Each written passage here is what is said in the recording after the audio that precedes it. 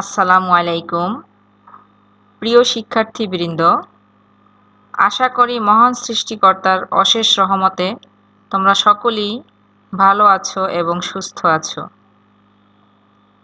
তোমরা যে যেখানেই থাকো ভালো থেকো, সুস্থ এবং নিরাপদে থেকো, এই কামনা করি মহান সৃষ্টিকর্তার কাছে।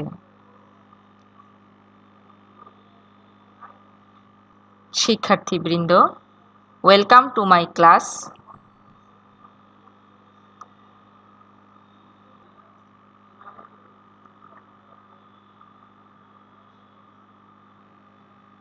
আজ আমি একাদশ ও দ্বাদশ শ্রেণীর শিক্ষার্থীদের সাথে একটি ক্লাস করব। তোমাদের একটি বিষয় হচ্ছে বিজনেস অর্গানাইজেশন অ্যান্ড ম্যানেজমেন্ট, অর্থাৎ ব্যবসায় সংগঠন ও ব্যবস্থাপনা। এই বিষয়ের প্রথম পত্রের একটি অধ্যায় নিয়ে আমি আলোচনা করব।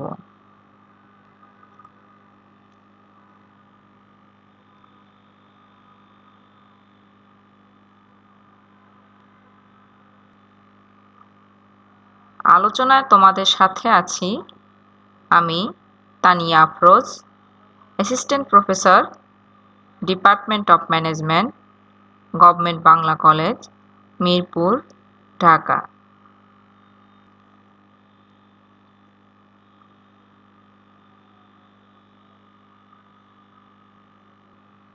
যে অধ্যায়টি নিয়ে আমি আজ আলোচনা করব সেটির নাম হচ্ছে বিজনেস এন্ট্রিপ্রিনিউরশিপ বা ব্যবসায় উদ্যোগ।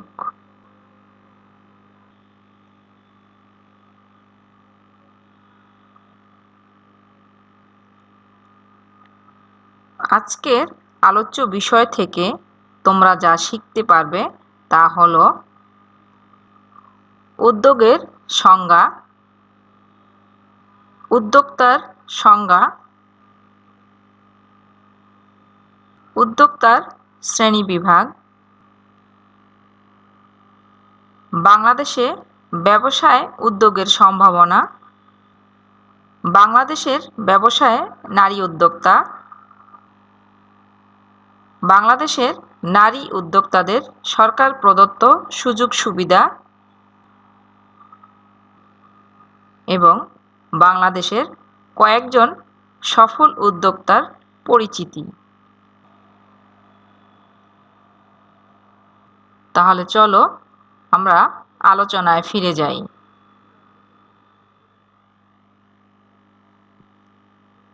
শিক্ষার্থীবৃন্দ, আমরা এই স্লাইডে দেখতে পাচ্ছি উদ্যোগের সংজ্ঞা বা ডেফিনিশন অফ এন্ট্রিপ্রিনিউরশিপ। এন্ট্রিপ্রেনিউর শব্দটি ফরাসি এন্ট্রিপ্রিন্ডার থেকে এসেছে, যার অর্থ হলো টু আন্ডারটেক, অর্থাৎ কোনো কিছুর দায়িত্ব গ্রহণ করা। 1725 সালে অর্থনীতিবিদ রিচার্ড ক্যান্টিলন উদ্যোগ বিষয়টি অর্থনীতিতে সর্বপ্রথম প্রচলন করেন বলে তাকে উদ্যোগের জনক বা উদ্ভাবক বলা হয়। সাধারণ অর্থে উদ্যোগ বলতে কোনো কিছু করার প্রচেষ্টাকে বোঝানো হয়, কিন্তু ব্যবসায়িক দৃষ্টিকোণ থেকে সৃজনশীল উদ্ভাবনী ইচ্ছার প্রতি সাড়া দেওয়া এবং অর্থনৈতিক সুযোগকে কাজে লাগানো, উদ্যোগ নেওয়া ও কাজের স্বীকৃতি প্রদানের ক্ষমতাকে উদ্যোগ বলে। পিটার এফ ড্রাকার এর মতে সম্পদকে প্রগতিশীল কাজের উদ্দেশ্যে পরিচালনা করাই উদ্যোগ গ্রহণ। জোসেফ এ শুম্পিটার এর মতে উদ্যোগ বা শিল্পোদ্যোগ হচ্ছে এমন এক কার্য যাতে নতুন পণ্য উৎপাদনের নতুন কৌশল উদ্ভাবন, নতুন বাজার অনুসন্ধান, পণ্যের কাঁচামাল সরবরাহের উৎস অনুসন্ধান এবং প্রতিষ্ঠানকে চালিয়ে নেওয়া ও লক্ষ্যে প্রয়োজনীয় পরিবর্তন সাধন করাকে বোঝায়। তাহলে আমরা বলবো মুনাফা অর্জনের উদ্দেশ্যে ঝুঁকি বহন করে নতুন শিল্প প্রতিষ্ঠান বা ব্যবসায় গঠন ও ব্যবস্থাপনার জন্য প্রয়োজনীয় কর্মপ্রচেষ্টা বা পদক্ষেপ গ্রহণ করাকে ব্যবসায় উদ্যোগ বা উদ্যোগ বলে।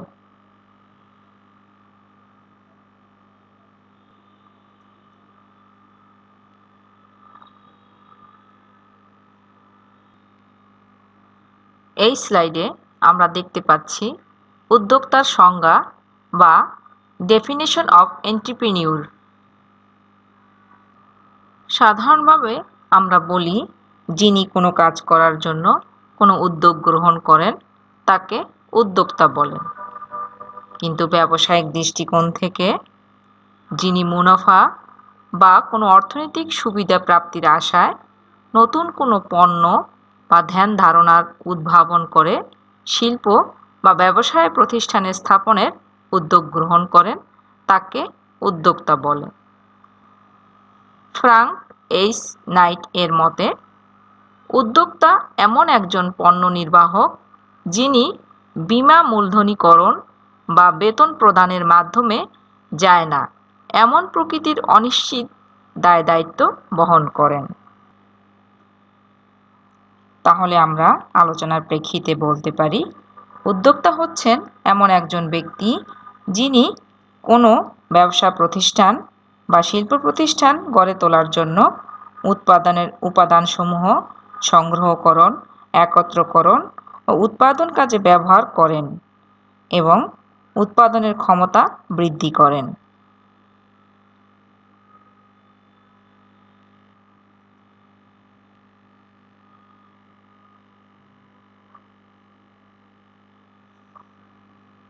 শিক্ষার্থীবৃন্দ, আমরা এই স্লাইডে দেখতে পাচ্ছি উদ্যোক্তার শ্রেণীবিভাগ বা ক্লাসিফিকেশন অফ এন্ট্রপ্রেনিউর। দেশের আর্থসামাজিক পরিবেশ, জনসংখ্যা, প্রাকৃতিক সম্পদ ইত্যাদির কারণে বিভিন্ন শ্রেণীর উদ্যোক্তার আবির্ভাব দেখা যায়। বর্তমান সময়ে বিভিন্ন ধরনের উদ্যোক্তার অস্তিত্ব লক্ষ্য করা যায়। উদ্যোগের প্রকৃতি ও উদ্যোক্তার বৈশিষ্ট্য অনুসারে উদ্যোক্তাগণকে 4 শ্রেণীতে বিভক্ত করা হয়েছে। সেগুলো হলো: ক. কারিগরি দক্ষতা সম্পন্ন উদ্যোক্তা, খ. সুযোগ সন্ধানী উদ্যোক্তা, গ. উদ্ভাবনী ক্ষমতা সম্পন্ন উদ্যোক্তা, ঘ. অনুকরণ প্রিয় উদ্যোক্তা। তাহলে চলো এখন আমরা এই 4 ধরনের উদ্যোক্তাগণের বিস্তারিত বৈশিষ্ট্য আলোচনা করি।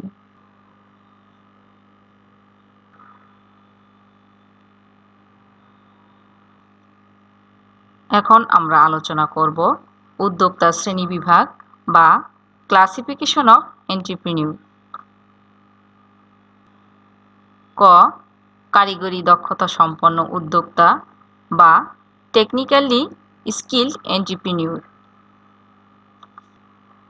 কারিগরি দক্ষতা সম্পন্ন উদ্যোক্তাগণ কারিগরি মনোভাব সম্পন্ন হয়ে থাকে।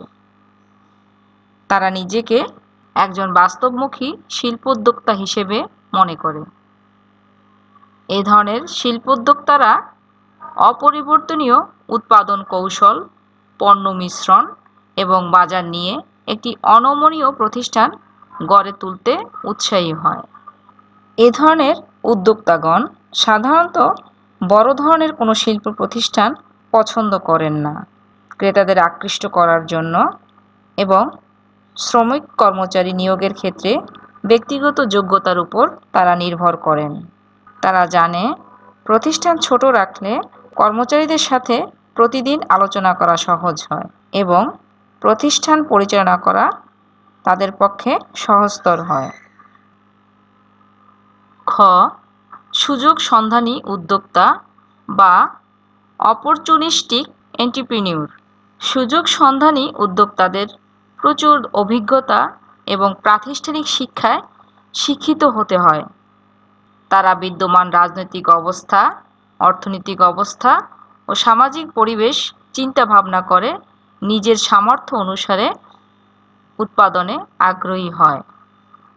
তারা বুঝতে পারে কখন কোন ধরনের শিল্প গড়ে তুললে ব্যবসায় লাভজনক হবে। সুযোগ সন্ধানী উদ্যোক্তারা অত্যন্ত দূরদৃষ্টি সম্পন্ন হয়।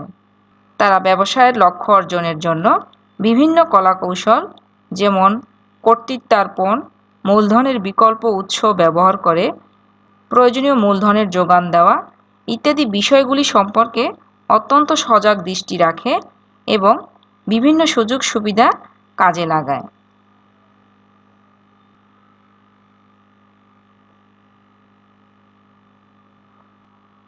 গ.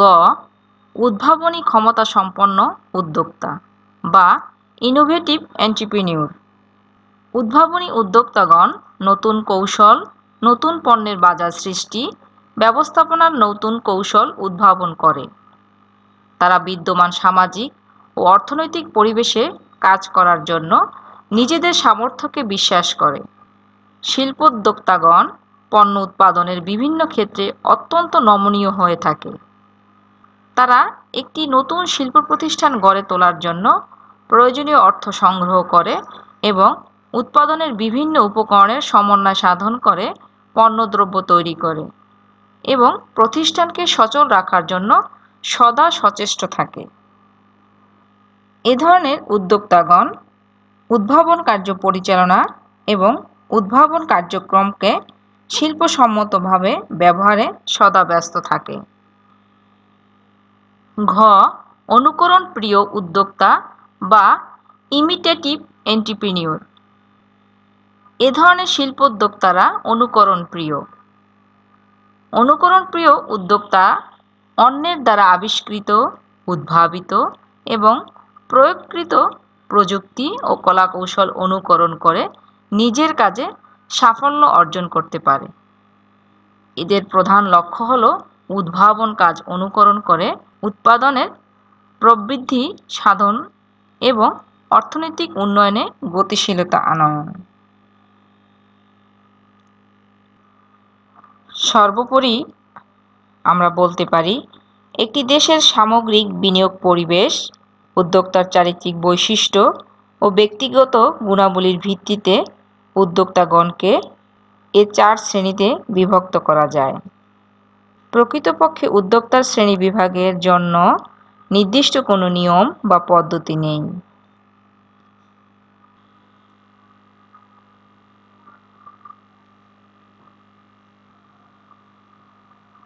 শিক্ষার্থীবৃন্দ, এখন আমরা আলোচনা করব বাংলাদেশে ব্যবসায় উদ্যোগের সম্ভাবনা বা potentiality of entrepreneurship in Bangladesh.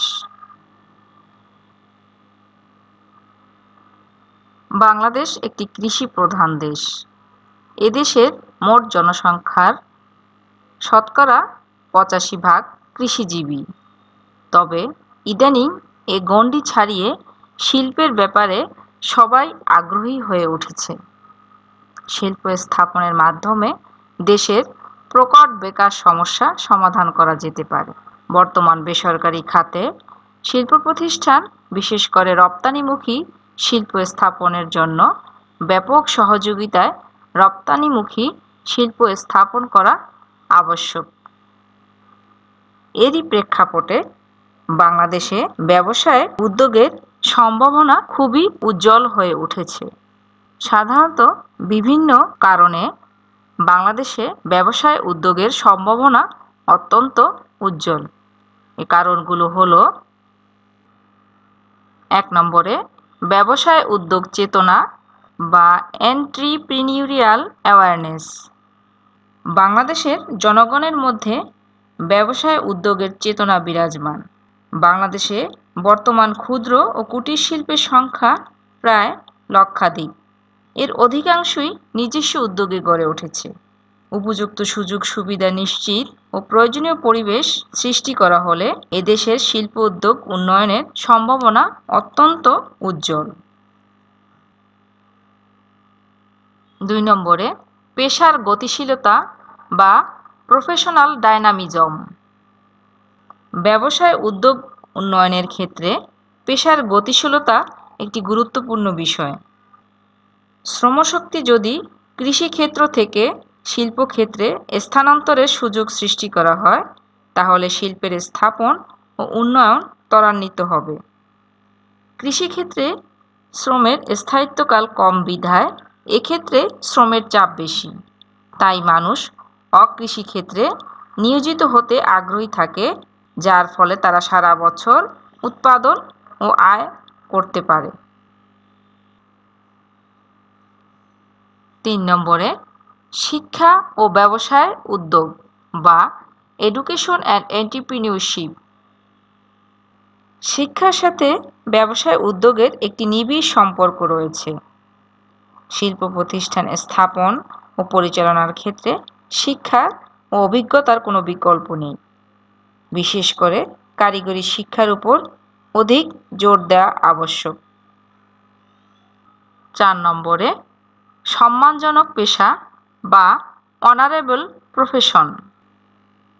শিল্প প্রতিষ্ঠানে চাকরি করা সমাজে সম্মানজনক পেশা হিসেবে বিবেচিত হয়ে থাকে। ফলে অনেক শিক্ষিত যুবক এই পেশার দিকে এগিয়ে আসছে। এতে করে নিজেদের অর্থনৈতিক সচ্ছলতা আসছে, সেই সাথে তারা দেশের অর্থনৈতিক উন্নয়নেও ভূমিকা পালন করছে। 5 নম্বরে শ্রমনীতি বা ইন্ডাস্ট্রিয়াল পলিসি। সরকার কর্তৃক প্রণীত বর্তমান শিল্পনীতি শিল্পোদ্যোগ উন্নয়নে গুরুত্বপূর্ণ ভূমিকা রাখছে, কারণ এতে বিভিন্ন ধরনের শিল্প স্থাপনের জন্য বিভিন্ন ধরনের সুযোগ সুবিধার কথা উল্লেখ করা হয়েছে, যা তরুণ উদ্যোক্তাদের উদ্যোগ গ্রহণে উৎসাহিত করছে। যেমন কর অবকাশ, রপ্তানিমুখী শিল্পের জন্য শুল্ক হ্রাস সুবিধা, ঋণ প্রাপ্তিতে সহজলভ্যতা ইত্যাদি। সরকারের শিল্পনীতি অবশ্যই উদ্যোক্তা বান্ধব হতে হবে। 6 নম্বরে সেবামূলক কাজের প্রতি আগ্রহ বা interest in the service work. দেশে সেবামূলক কাজের প্রতি মানুষের যত আগ্রহ সৃষ্টি হবে, তত উদ্যোক্তার সংখ্যা বৃদ্ধি পাবে। উদাহরণ হিসেবে বলা যায়, এখন মানুষ কমিউনিটি সেন্টারে কাজ করে। এরকম আরও অনেক ধরনের সেবা রয়েছে যা মানুষ সাদরে গ্রহণ করছে। এ ধরনের কর্মকাণ্ড নতুন নতুন উদ্যোক্তা সৃষ্টিতে সহায়ক ভূমিকা পালন করছে। 7 নম্বরে স্বাধীন জীবনযাপন বা লিভ ইন্ডিপেন্ডেন্ট লাইফ। যে সকল লোকের মধ্যে উদ্যোক্তা সুলভ বৈশিষ্ট্য বিদ্যমান, তারা স্বাধীন জীবনযাপনে আগ্রহী। তারা কারো অধীনে কাজ করতে বা চাকরি করতে পছন্দ করে না, বরং নিজেরাই কোনো একটা কিছু করার ব্যাপারে সবসময় উৎসাহিত থাকে। সুতরাং আমরা বলতে পারি, স্বাধীন জীবনযাপনের আগ্রহ থেকেও উদ্যোক্তা তৈরি হতে পারে। তাহলে আমরা আলোচনা শেষে বলতে পারি, বাংলাদেশের আর্থসামাজিক প্রেক্ষাপটে ব্যবসায় উদ্যোগ উন্নয়নের সম্ভাবনা খুবই উজ্জ্বল।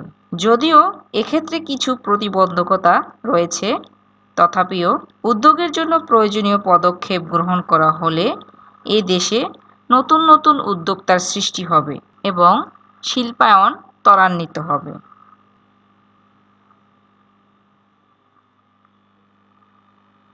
এই স্লাইডে আমরা দেখতে পাচ্ছি বাংলাদেশের ব্যবসায় নারী উদ্যোক্তা বা উইমেন এন্টারপ্রেনিউরস অব বাংলাদেশ বিজনেস। অর্থনৈতিক উন্নয়নের মূল স্রোতধারায় নারী পুরুষ উভয়েরই সম্পৃক্ততা ছাড়া একটি দেশের অর্থনৈতিক উন্নয়ন সম্ভব নয়। বাংলাদেশের মতো একটি উন্নয়নশীল দেশে অর্ধেকের বেশি নারী হওয়া সত্ত্বেও অর্থনীতির মূল স্রোতধারায় নারীর সম্পৃক্ততা বৃদ্ধি পায়নি। সাম্প্রতিককালে বাংলাদেশের ব্যবসায়ে নারী উদ্যোক্তাদের অবদান বৃদ্ধি পাচ্ছে। জীবিকার প্রয়োজনই নারী উদ্যোক্তার সৃষ্টি। নারী উদ্যোক্তা বলতে এমন একজন বা একদল নারীদের বোঝায় যারা ব্যবসায় প্রতিষ্ঠান স্থাপনের উদ্যোগ গ্রহণ করেন, সংগঠিত করেন এবং প্রতিষ্ঠান পরিচালনা করেন। এছাড়াও আমরা বলবো নারী উদ্যোক্তা বলতে এমন নারীদের বোঝায় যে বা যারা নতুন ব্যবসায় প্রতিষ্ঠান নিয়ে চিন্তা করে, উৎপাদনের উপকরণ সংগঠন ও একত্র করেন, প্রতিষ্ঠানের কার্য পরিচালনা করেন, এসব ঝুঁকি গ্রহণ করেন এবং অর্থনৈতিক অনিশ্চয়তায় ব্যবসায় প্রতিষ্ঠান পরিচালনা করেন। সুতরাং নারী উদ্যোক্তা হচ্ছে সেই নারী যিনি আর্থিকভাবে সচ্ছলতার জন্য একটি ব্যবসায় প্রতিষ্ঠান বা শিল্প প্রতিষ্ঠান গড়ে তোলার উদ্যোগ গ্রহণ করেন, সংগঠন গড়ে তোলেন এবং উৎপাদনের উপকরণ একত্রিত করে প্রতিষ্ঠানটি পরিচালনা করেন।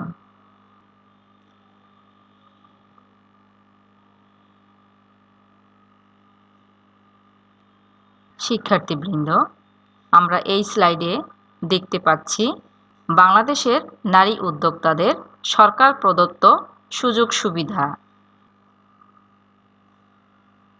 2010 সালে জাতীয় শিল্পনীতিতে নারী উদ্যোক্তাদেরকে প্রাক বিনিয়োগ পরামর্শ, প্রকল্প প্রণয়ন ও বাস্তবায়নে এবং উদ্বুদ্ধকরণে সহায়তা দানের জন্য প্রয়োজনীয় উদ্যোগ গ্রহণের উপর গুরুত্ব দেওয়া হয়।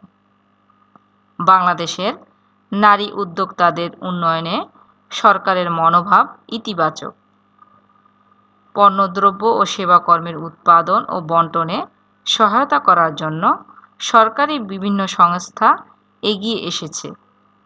আত্মকর্মসংস্থানে নারীকে উদ্বুদ্ধ করার জন্য বিভিন্ন সংস্থা নারী উদ্যোক্তাদের সহায়তা দিয়ে থাকে। সেগুলো হলো মহিলা ও শিশু বিষয়ক অধিদপ্তর বা directorate of women and children affairs, গ্রাম ও শহরের নারীর সৃজনশীলতার বিকাশ, আত্মকর্মসংস্থান ও ক্ষমতায়নের লক্ষ্যে মহিলা অধিদপ্তর নারী উদ্যোক্তাদের বিভিন্ন ধরনের প্রশিক্ষণ ও ঋণ প্রদান সহ নানা ধরনের সহায়তা ও সুযোগ সুবিধা প্রদান করে থাকে। প্রশিক্ষণের মধ্যে রয়েছে হাঁস, মুরগি ও গবাদি পশু পালন, হস্তশিল্প, বাটিকের কাজ, বুনন শিল্প, সেলাই ইত্যাদি।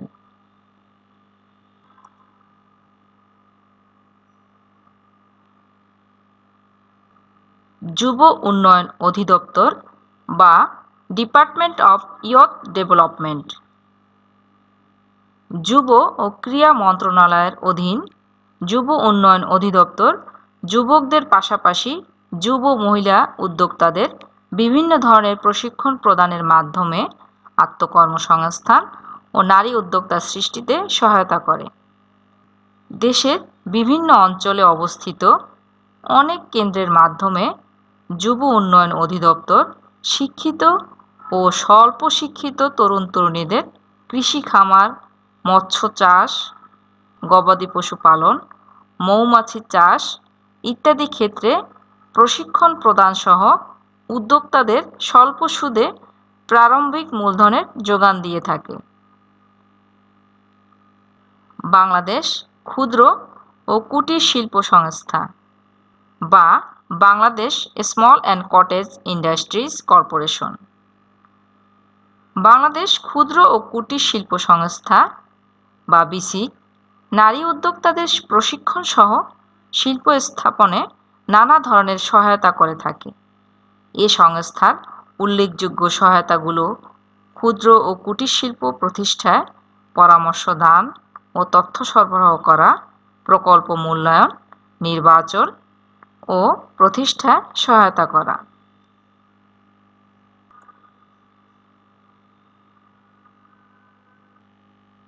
বাংলাদেশ পল্লী উন্নয়ন বোর্ড বা Bangladesh rural development board.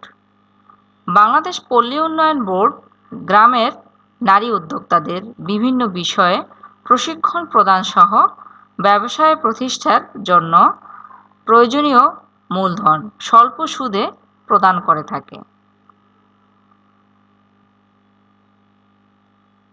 SME foundation নারী উদ্যোক্তাদের আর্থিকভাবে সচ্ছল ও স্বাবলম্বী হতে এ ফাউন্ডেশন বিভিন্নভাবে পরামর্শ ও সহায়তা দিয়ে থাকে। এ লক্ষ্যে এসএমই ফাউন্ডেশন নারী উদ্যোক্তা পণ্য মেলা, নারী উদ্যোক্তা পুরস্কার প্রতিযোগিতা, নারী উদ্যোক্তা বিষয়ক গবেষণা ও প্রশিক্ষণের ব্যবস্থা করে থাকে। এশীয় উন্নয়ন ব্যাংক বা এশিয়ান ডেভেলপমেন্ট ব্যাংক ক্ষুদ্র শিল্পের বিকাশ ও নারী উদ্যোক্তাদের উৎপাদন কর্মকাণ্ডে অধিক পরিমাণে সম্পৃক্ত করার লক্ষ্যে 1991 সালের 25 জানুয়ারি বাংলাদেশ সরকার ও এডিবির মধ্যে এক চুক্তি সম্পাদিত হয়। এ চুক্তির আওতায় 5টি বাণিজ্যিক ব্যাংক নারী উদ্যোক্তাদের উন্নয়নে ঋণ বিতরণ করে থাকে। বাংলাদেশের নারী উদ্যোক্তাদের সরকার প্রদত্ত এ সকল সুযোগ সুবিধা ছাড়াও পল্লী অঞ্চলে দারিদ্র্যক্লিষ্ট নারীর কর্মসংস্থান সৃষ্টির জন্য মহিলা ও শিশু বিষয়ক মন্ত্রণালয় বিভিন্ন ধরনের কর্মসূচি গ্রহণ করে থাকে।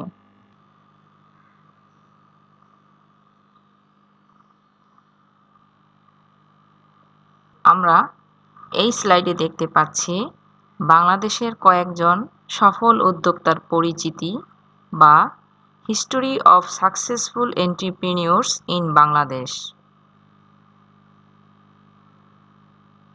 বাংলাদেশের ব্যবসায় বাণিজ্যের বিকাশ, উন্নতি ও সমৃদ্ধিতে যে সকল ব্যক্তিবর্গ অবদান রেখেছেন তাদের মধ্যে অন্যতম হলেন রণদা প্রসাদ সাহা।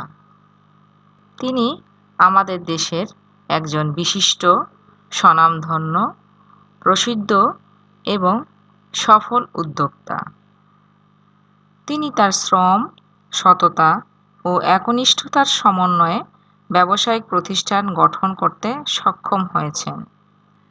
তাহলে চলো আমরা রণদা প্রসাদ সাহা সম্পর্কে বিস্তারিত আলোচনা করি।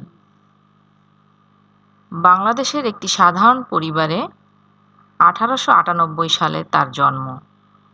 পৈতৃক নিবাস টাঙ্গাইলের মির্জাপুরে। তার পিতা দেবেন্দ্র পোদ্দার ছোট ব্যবসায়ী ছিলেন। রণদা প্রসাদ পাঠশালায় নিম্ন প্রাথমিকের অধিক শিক্ষা পাননি। 1914 সালে প্রথম বিশ্বযুদ্ধ থেকে পালিয়ে তিনি যুদ্ধে নাম লেখান এবং বেঙ্গল অ্যাম্বুলেন্স করে পুরুষ নার্স হিসেবে যোগ দেন। পরবর্তী সময়ে দেশে ফেরার পর যুদ্ধের ভেটারান হিসেবে তাকে রেলের কালেক্টরের চাকরি দেওয়া হয়। 1932 সালে তিনি চাকরি ছেড়ে দেন। চাকরি জীবনের শেষে তিনি ছোট পরিসরে কয়লার ব্যবসা শুরু করেন। তারপর তিনি স্বল্প মূল্যে একটি লঞ্চ ক্রয় করলেন। কিছুদিনের মধ্যে কয়লা থেকে লঞ্চ এবং লঞ্চ থেকে ডকইয়ার্ড একে একে তার ব্যবসায়ের অন্তর্ভুক্ত হলো। তবে এ ব্যবসায়ে যে পরিমাণ টাকা প্রয়োজন ছিল তা তার ছিল না। তাই তিনি কয়েকজন বিত্তশালী অংশীদার নিয়ে বেঙ্গল রিভার সার্ভিস কোম্পানি চালু করেন। জাপান ব্রহ্মদেশ বর্তমান মিয়ানমার দখল করে নেওয়ার পর সরকার চাল ক্রয়ের জন্য 4 জন এজেন্ট নিয়োগ করল। রণদা প্রসাদ সাহার নাম এর মধ্যে অন্তর্ভুক্ত হল। এ ব্যবসায়ে রণদা অনেক লাভবান হলেন এবং 1944 সালে রণদার অর্জিত মূলধনের পরিমাণ লক্ষ টাকায় দাঁড়ালো। পরবর্তী সময়ে নারায়ণগঞ্জে পাটের ব্যবসা শুরু করেন এবং একটি ডকইয়ার্ড চালু করেন। রণদা প্রসাদ সাহা শুধু ব্যবসায়িক এ সকল কার্যক্রমই সম্পাদন করেননি, সামাজিক কার্যক্রম এবং সমাজে সেবা প্রদানমূলক বিভিন্ন ধরনের প্রতিষ্ঠান গঠনের ক্ষেত্রেও তার অবদান অনস্বীকার্য। রণদা প্রসাদ সাহার সামাজিক কার্যক্রম। তিনি মির্জাপুরে কুমুদিনী হাসপাতাল, ভারতেশ্বরী হোমস, টাঙ্গাইলে Kumudini college, SK high school এবং মানিকগঞ্জে দেবেন্দ্র কলেজ প্রতিষ্ঠা করেন। 1944 সালে তিনি মির্জাপুরে 50 বেডের একটি হাসপাতাল ও একটি দাতব্য ডিসপেন্সারি স্থাপন করেন। এটি পরবর্তী সময়ে কুমুদিনী ওয়েলফেয়ার ট্রাস্ট নামে পরিচিতি লাভ করে। উদ্যোক্তা হিসেবে খ্যাতি অর্জনের সাথে সাথে তিনি সামাজিক দায়িত্ব পালন করেছেন।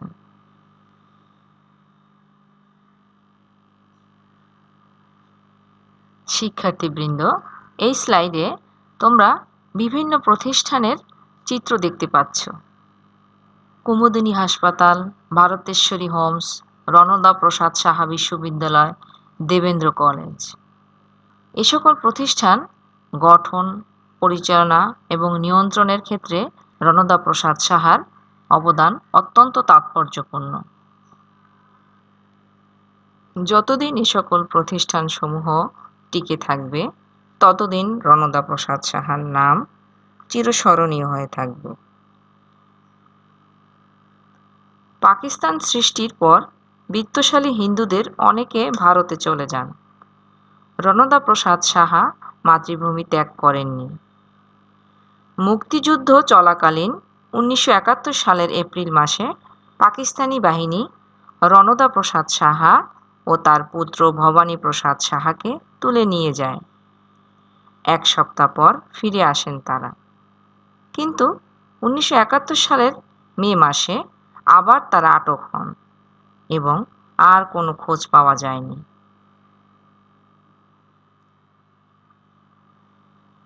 রণদা প্রসাদ সাহার জীবন পদ্ধতি ছিল খুবই সাধারণ।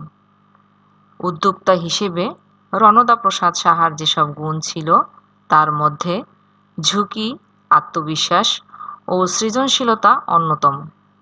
ব্যক্তিগত জীবনে তিনি ছিলেন দানশীল ও সমাজসেবী। আত্মমানবতার সেবায় নিবেদিত তিনি যে আদর্শ রেখে গেছেন, তা স্মরণীয় হয়ে থাকবে। মানবতাধর্মী কাজের জন্য ব্রিটিশ সরকার রায় বাহাদুর উপাধিতে ভূষিত করেন। 1977 সালে বাংলাদেশ সরকার মানব সেবায় অবদান রাখার জন্য তাকে স্বাধীনতা পুরস্কার মরণোত্তর প্রদান করে। 1977 সালে রণদা প্রসাদ সাহাকে মরণোত্তর স্বাধীনতা পুরস্কার প্রদান করা হয়। 1982 সালে তার প্রতিষ্ঠিত কুমুদিনী ওয়েলফেয়ার ট্রাস্ট স্বাধীনতা দিবস পুরস্কার পায়। 2005 সালে শ্রীমতী সাহা পান রোকেয়া পদক পুরস্কার। 2015 সালে রণদা প্রসাদ সাহা স্মারক সম্মাননা ও স্বর্ণপদক অনুষ্ঠান চালু করা হয়। তাহলে আমরা সার্বিক দিক বিবেচনা করে বলতে পারি, রণদা প্রসাদ সাহা একজন সফল ব্যবসায়ী এবং উদ্যোক্তা হিসেবে যে সকল গুণের অধিকারী ছিলেন, তা হল সাংগঠনিক যোগ্যতা, শ্রমিক কর্মীদের প্রেরণা, পরিকল্পনা, সমন্বয় ও নিয়ন্ত্রণ করার যোগ্যতার অধিকারী। তিনি মুনাফাকে মুখ্য উদ্দেশ্য মনে না করে সেবাকে মুখ্য উদ্দেশ্য হিসেবে গ্রহণ করে ব্যবসায় কার্যক্রম পরিচালনা করেছেন। তিনি ক্ষুদ্র ব্যবসায় থেকে সময় মতো ঝুঁকি গ্রহণ, কষ্ট স্বীকার এবং সুযোগের উপযুক্ত ব্যবহার করে তার ব্যবসায় বাণিজ্যকে বিশাল সমৃদ্ধির পথে দাঁড় করিয়েছেন।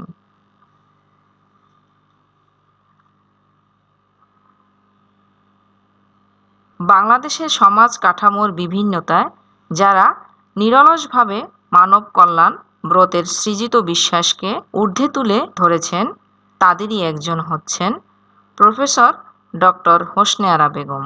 তিনি বাংলাদেশের নারী উদ্যোক্তাদের মধ্যে একজন অন্যতম সফল উদ্যোক্তা হিসেবে বিবেচিত। তাহলে চলো আমরা প্রফেসর ডক্টর হোসনে আরা বেগম সম্পর্কে আলোচনা করি।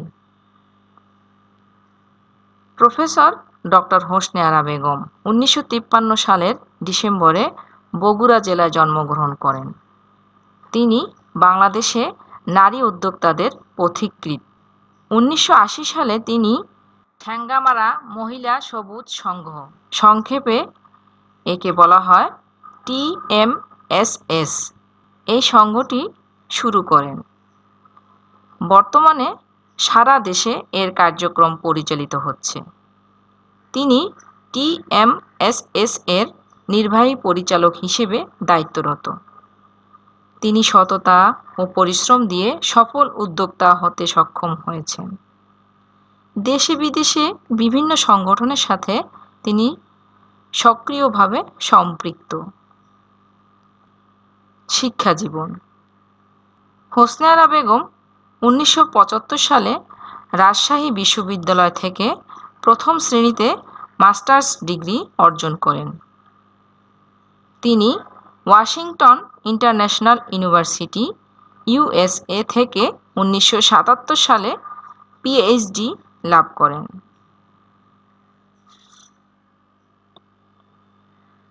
কর্মজীবন। বগুড়ার নসরতপুর কলেজে শিক্ষকতা দিয়ে কর্মজীবন শুরু করেন। বর্তমানে একজন উদ্যোক্তা এবং সামাজিক উন্নয়নে মনোনিবেশ করেছেন। কর্মের স্বীকৃতি হিসেবে তিনি দেশীয় ও আন্তর্জাতিক বহু পুরস্কারে ভূষিত হয়েছেন। 1986 ও 1988 সালে president award on village women organization and leadership পুরস্কার, বেগম রোকেয়া পুরস্কার 2007, prime minister's national afforestation award 1998 অর্জন করেন। তিনি ফিলিপাইন, সুইডেন, থাইল্যান্ড সহ বিশ্বের অসংখ্য দেশে ওয়ার্কশপ ও সেমিনারে অংশগ্রহণ করেন এবং প্রশিক্ষণ নেন। তার কর্মজীবনে সাফল্যের স্বীকৃতিস্বরূপ দেশ বিদেশে আরও অনেক পুরস্কার পেয়েছেন।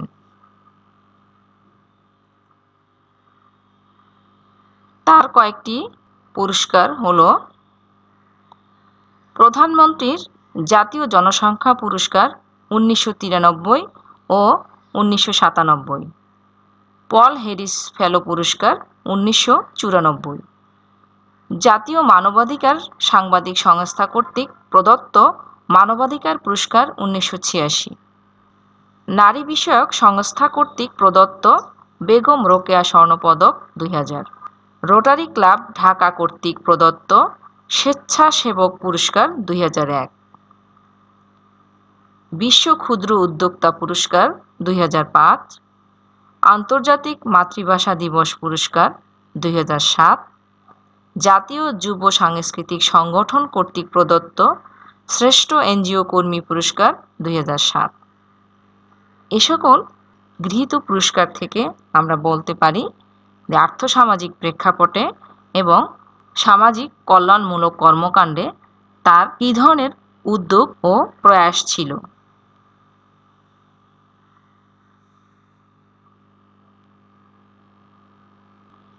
এখন আমরা TMSS এর কার্যক্রম সম্পর্কে আলোচনা করব। TMSS হচ্ছে একটি ক্ষুদ্র ঋণদানকারী এনজিও বা সংস্থা, যেটি প্রফেসর ডক্টর হোসনে আরা বেগম কর্তৃক প্রতিষ্ঠিত হয়।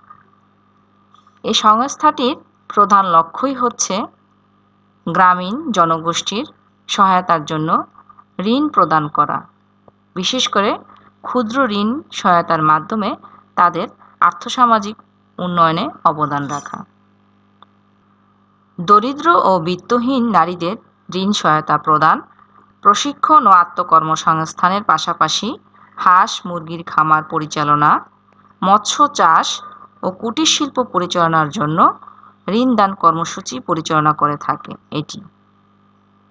তাছাড়া বিভিন্ন সময়ে সভা, সেমিনার ও প্রশিক্ষণের মাধ্যমে উদ্যোক্তাদের উদ্ভূত সমস্যাবলী সমাধান ও পরামর্শ দিয়ে থাকে। নারীদের সংগঠিত করে নারী উদ্যোক্তা উন্নয়নে TMSS প্রতিষ্ঠাকালীন হতে ব্যাপক কার্যক্রম চালিয়ে যাচ্ছে। এছাড়া ঠ্যাঙ্গামারা মহিলা সবুজ সংঘ বিভিন্ন পর্যায়ে বিদ্যালয়, বৃদ্ধাশ্রম, হাসপাতাল, মসজিদ, মাদ্রাসা ও এতিমখানা স্থাপন করেছে। তাই আমরা সার্বিক দিক পর্যালোচনা করে বলতে পারি, প্রফেসর ডক্টর হোসনে আরা বেগম একজন দক্ষ সামাজিক সংগঠক এবং উদ্যোক্তা। তিনি তার সততা, পরিশ্রম, বিশ্বাস, একনিষ্ঠতা এবং কঠোর অধ্যবসায়ের মাধ্যমে নিজেকে একজন সফল উদ্যোক্তা হিসেবে পরিগণিত করেছেন। আর্থসামাজিক উন্নয়নে ও নারীর ক্ষমতায়নে তার অবদান ব্যাপকভাবে সমাদৃত।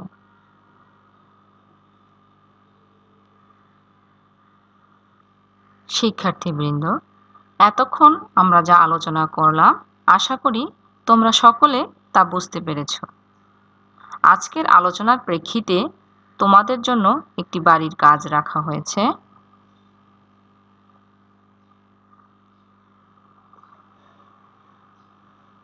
এই সৃজনশীল প্রশ্নটি তোমাদের জন্য বাড়ির কাজ হিসেবে রাখা হয়েছে। আশা করি তোমরা বাসায় বসে এটি অনুশীলন করবে। উদ্দীপকটি হচ্ছে, জনাব তৌসিফ একজন সফল উদ্যোক্তা।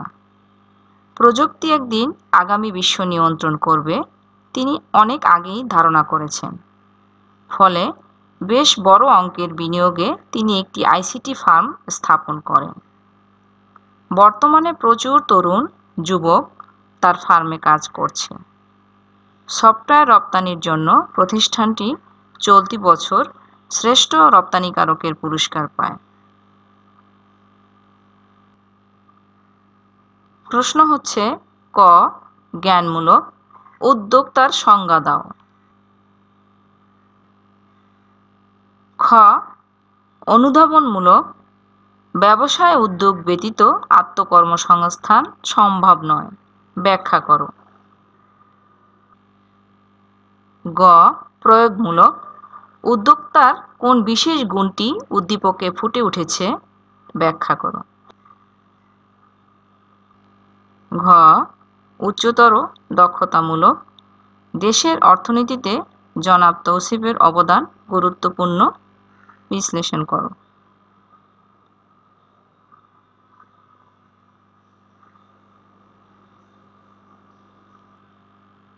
প্রিয় শিক্ষার্থীবৃন্দ, এতক্ষণ আমার সাথে থাকার জন্য তোমাদেরকে ধন্যবাদ জানাচ্ছি। তোমাদের সাথে আবার কথা হবে পরবর্তী ক্লাসে। Thank you very much. See you again. Stay safe. Allah Hafiz.